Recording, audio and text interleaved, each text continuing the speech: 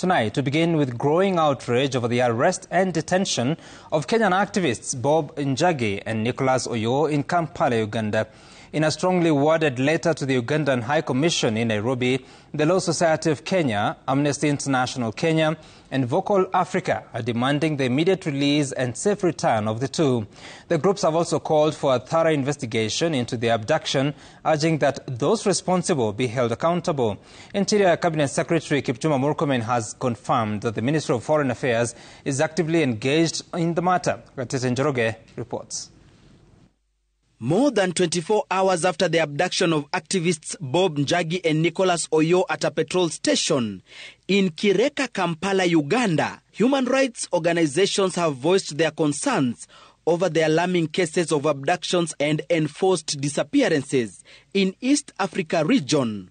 Law Society of Kenya, Amnesty International Kenya, and Vocal Africa, in a joint letter to Uganda High Commissioner in Kenya, Ambassador Eunice Kigenyi, have demanded for immediate release of the two. The organizations have further demanded for legal representation and communication with their families, while calling on the government of Kenya to ensure cross-border activism is not criminalized. They have called for probe on the circumstances of their abduction and demanded that those responsible be held accountable.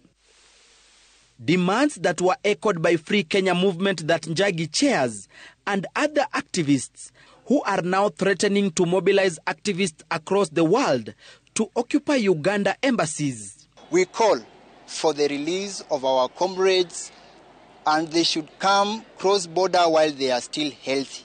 We do not want excuses, and from here we are going to organize and give our governments, that is East African governments, 12-hour ultimatum to release Bob and Nicholas Oyoo. The circumstances surrounding the abduction raise serious concerns about safety of Kenyan citizens in Uganda and the potential collaboration between the Kenya and Ugandan governments.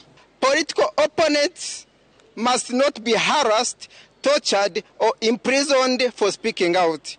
We reject tyranny and we embrace the spirit of unity. Interior Cabinet Secretary Kipchumba Murkomen, speaking during the Jukwaa la Usalama Forum in Nairobi, confirmed that the Ministry of Foreign Affairs is working to resolve it. Like some of the Kenyans who went to neighboring country, I want to assure you that the Foreign Affairs Ministry is handling those issues, and everybody will be accounted for. It's the duty of the government of Kenya to protect its citizens in any part of the world.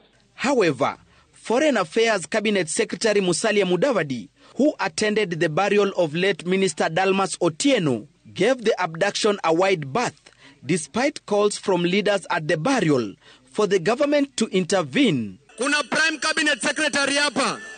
Kuna Wakenya ambao wameshikwa huko Uganda.